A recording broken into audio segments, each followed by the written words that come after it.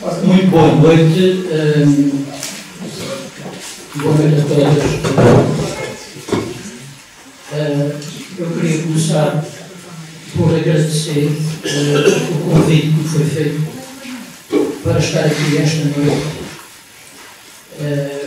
pelo menos fim de tarde, quase noite, para falar acerca da Bíblia e da importância que a Bíblia pode ter no diálogo inter-religioso. Bom, aqui nesta mesa está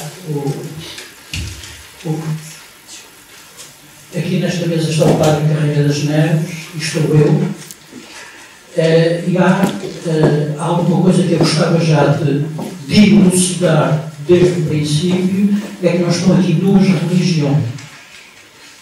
Habitualmente as pessoas pensam que há a religião católica e há a religião protestante. Ora, não há a religião católica e a religião protestante, há a religião cristã, e dentro da religião cristã há igrejas diferentes. Portanto, eu tenho muito gosto em estar aqui convosco esta noite, e particularmente por estar aqui lado a lado com o Padre Carreira das Neves, meu amigo já há muitas dezenas de anos. A sua presença honra-me sobremaneira. Gostaria, portanto, de o saudar de um modo muito particular. Um grande abraço aqui para o Carreira das Neves. Uma alegria por estar contigo aqui esta noite. Ora, eu comecei a pensar como é que eu poderia apresentar o tema desta noite de tal maneira que pudesse criar um espaço de liberdade para pensarmos a importância que a Bíblia pode ter no diálogo inter-religioso, porque o diálogo inter-eclesial, isto é, entre as várias igrejas, é um diálogo que se processa de um modo muito diferente. A questão do diálogo entre as várias religiões, portanto, judaísmo, budismo, hinduísmo, islamismo, cristianismo, portanto, isso são religiões. O diálogo entre as várias religiões supõe, implica, exige todo um espaço exegético e hermenêutico com características diferentes daqueles que exigem o diálogo entre as várias igrejas. Ora, pensando naquilo que eu poderia dizer-vos nesta fim de tarde, cheguei à conclusão que talvez pudesse abordar um tema tão vasto como este da Bíblia. Começa logo pelo facto de a Bíblia ser uma biblioteca com 6, 7 dezenas de livros diferentes, escritos em 3 línguas diferentes: o hebraico, o aramaico e o grego, por dezenas de pessoas ao longo de séculos, de muitos séculos, desde os textos mais antigos aos textos mais recentes. Vão assim qualquer coisa, a gente não sabe muito bem, mas vão qualquer coisa assim como 800 anos, 900 anos. Imaginem o que é, enfim, uma pluralidade de textos que resultam desta transversalidade secular. Nas circunstâncias mais diferentes, e pensei, enfim, que poderia pegar no tema formulado deste modo: o Antigo e o Novo Testamento, ou se quisermos o Primeiro Testamento e o Segundo Testamento, o Antigo e o Novo Testamento, como literatura de crise. A palavra crise é uma palavra que vem do grego. A palavra em grego é crisis e transporta logo com ela todo um mundo de significado extremamente importante. A palavra crisis implica a ideia da capacidade de distinguir, a capacidade de escolher, a decisão, o julgamento. Portanto, a palavra crise não significa, a partir da sua origem, não significa decadência, pelo contrário, significa um desafio que é lançado e a resposta como nós reagimos a esse desafio. Ora, a Bíblia como literatura de crise implica a ideia que na origem destes textos estão situações extremamente complexas, desafiantes,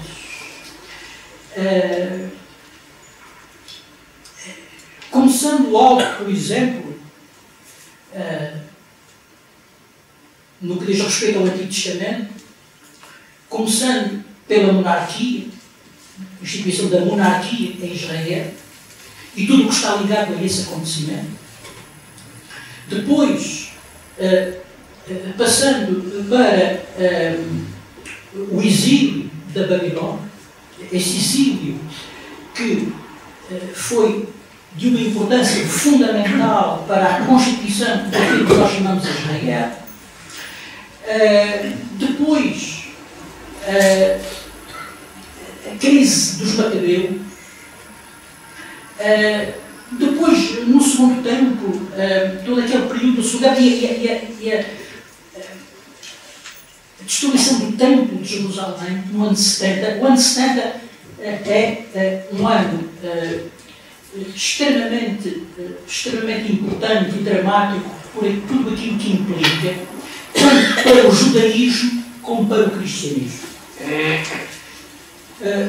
Todos nós sabemos muito bem que quando nós pegamos uma Bíblia, nós estamos a segurar não apenas textos de origem cristã, mas textos de origem judaica. A maior parte da Bíblia é composta pela Bíblia hebraica, pelos livros do Antigo Testamento.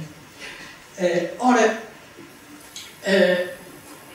toda esta literatura que foi surgindo ao longo dos séculos,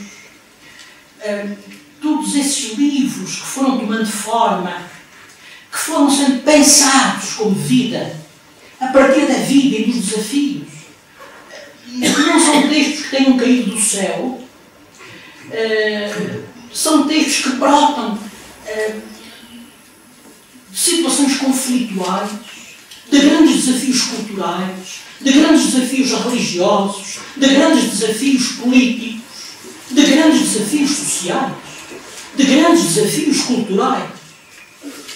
Estes textos vão sendo escritos a partir dessas situações as mais diversas, mas todas elas marcadas por este sentimento profundo, que é o sentimento de uma crise que se está a viver. No sentido grego. E os gregos têm hoje uma história funda por trás de si, no que diz respeito ao conceito de crise, nos tempos clássicos, e hoje, nos nossos dias. Ora, segundo alguns sociólogos, a utilização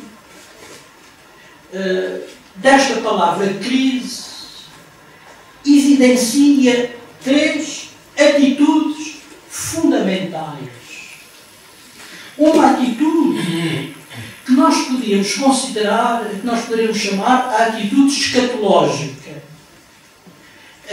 Essa atitude escatológica típica de Jean-Jacques Rousseau, que falava da crise em que termos Jean-Jacques Rousseau no seu século XVIII, no século das luzes, da Aufklärung, quando nós tínhamos cá em Portugal o Marquês de Pombal, esse déspota iluminado foi o Marquês de Pombal.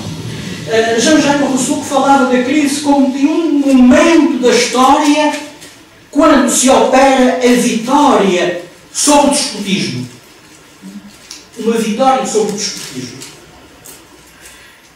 Concepção esta que depois vai tomar particularmente forma no marxismo posterior a Jean-Jacques Rousseau. Da atitude escatológica. É uma forma possível de encarnar o problema e a experiência da crise.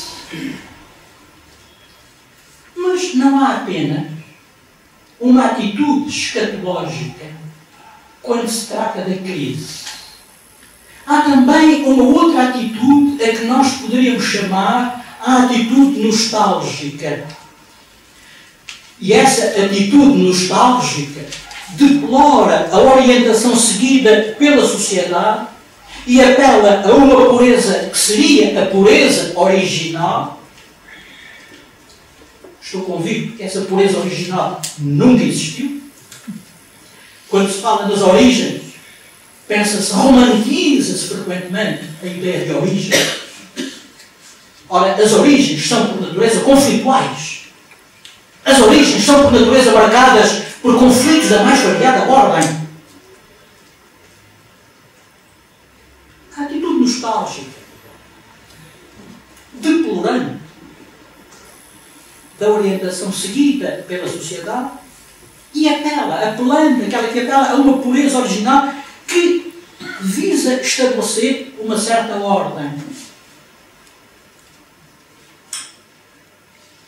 Uma terceira atitude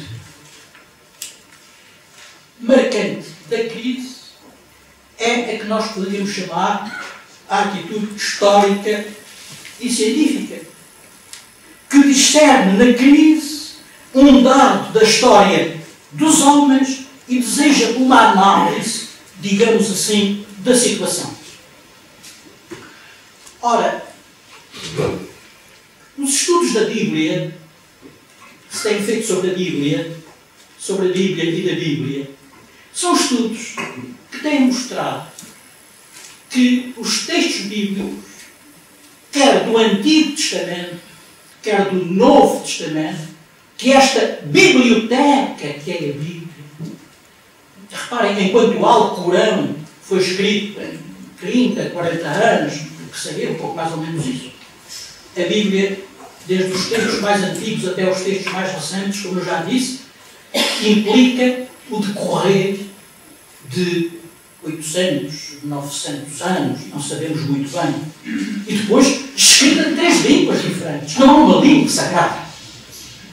O facto de a Bíblia ser escrita em 3 línguas, hebraico, aramaico e grego, implica já uma desacralização de uma língua. Não há uma língua sagrada. Ora,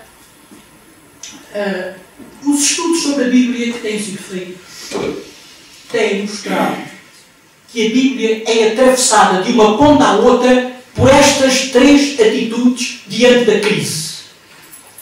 A atitude escatológica, a atitude nostálgica e a atitude histórica. Nos homens e nas mulheres que viveram estes textos, encontram-se estas 3 dimensões. Quer a história do antigo Israel, quer depois a história das origens cristãs, são origens marcadas por uma conflitualidade de interpretações diante da crise, tendo em conta que, na perspectiva em que eu me coloco, todo o texto bíblico é uma reação perante uma situação de crise.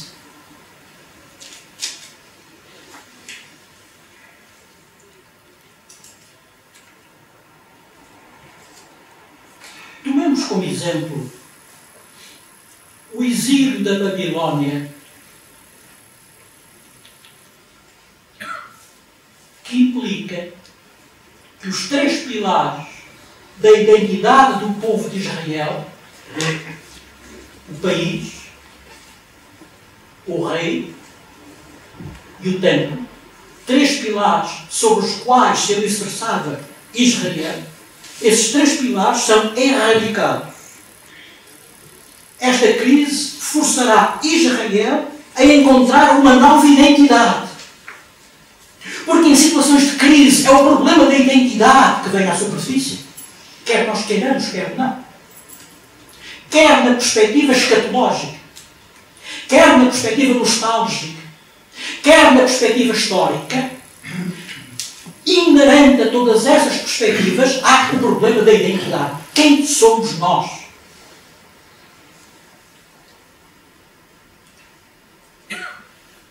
O problema da identidade marca-nos, pois, profundamente quando se trata destes textos bíblicos. Reparem, é depois do exílio da Babilónia que o Pentateuco é publicado.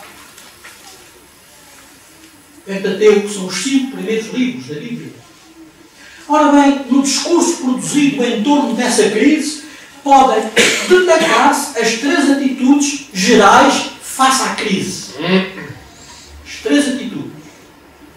A atitude dos profetas é uma atitude escatológica. O exílio é a ocasião de uma nova criação. A crise posta em marcha pelo exílio é uma oportunidade de uma nova criação. O Deutor Isaías. Ou então de uma nova aliança. Jeremias. Depois temos a atitude dos sacerdotes. Nostálgica. Mas necessária. Através dos diferentes documentos da literatura sacerdotal, valorizam as origens. Os sacerdotes valorizam as origens. As narrativas fundadoras do povo, do sábado, da circuncisão. E face aos acontecimentos, o único remédio é aceitar a mediação sacerdotal num contexto onde o poder político perdeu a sua legitimidade. E em terceiro lugar, a atitude dos mandarinhos. Atitude histórica e científica. Que por intermédio dos escribas e dos altos funcionários, constatará a catástrofe e tentará fazer a sua análise. Vamos fazer a análise da catástrofe. Vamos fazer a análise da experiência dramática que estamos a viver. A escola deuteronomista, ou deuteronômica, testemunha uma tal atitude. Ora bem, o Pentateuco, publicado na sequência do exílio, testemunha uma gestão exemplar dessas diversas atitudes face à crise. Nesses 5 primeiros livros da Bíblia, encontramos um verdadeiro espaço de diálogo interno. Não são textos totalitários. A Bíblia não é uma biblioteca totalitária. É uma biblioteca que supõe, inescapavelmente supõe, um espaço de diálogo interno, de conflitualidade interna, dialogante. O Antigo Testamento, enquanto literatura de crise, pode tornar-se uma espécie de modelo de comunicabilidade. Eu diria que ao longo de todos os textos bíblicos, quer do Antigo Testamento, quer do Novo Testamento, há estas 3 componentes a escatológica, a nostálgica e a histórica. Essenciais para a vida. Estas três componentes de que a nossa vida é feita.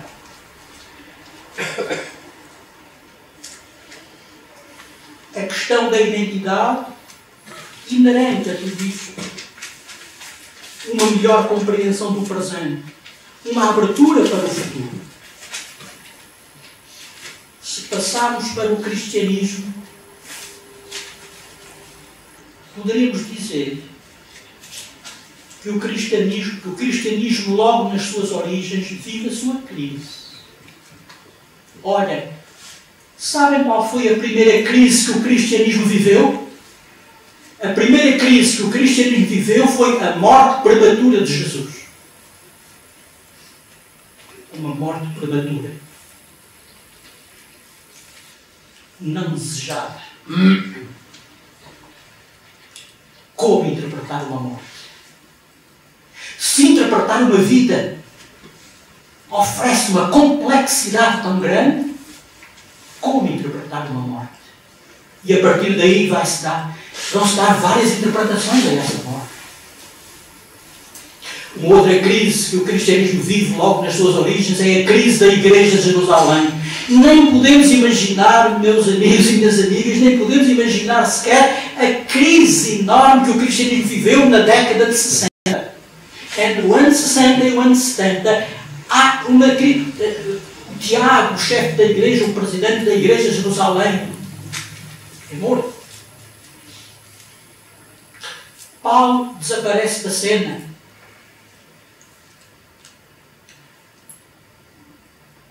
A aventura do zelotismo redunda no drama da destruição do templo, da destruição da cidade de Jerusalém, com os seus efeitos sobre a vivência dos primeiros cristãos.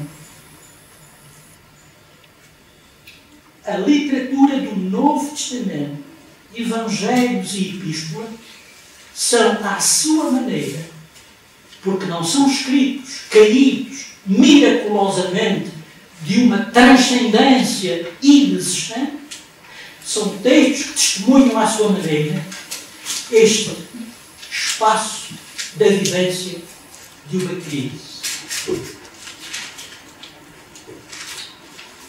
Uma melhor compreensão do presente, uma abertura para o futuro. Eis aqui confrontados, me parece, com textos que não são textos totalitários, mas que são, pelo contrário, textos que abrem a possibilidade mundial de uma abertura ao outro, de um reconhecimento do outro. Um reconhecimento. Não é apenas um respeito pelo outro. É um reconhecimento do outro na sua alteridade, na sua diferença. E por aqui me fico. Nesta breve aproximação da Bíblia com literatura de crise.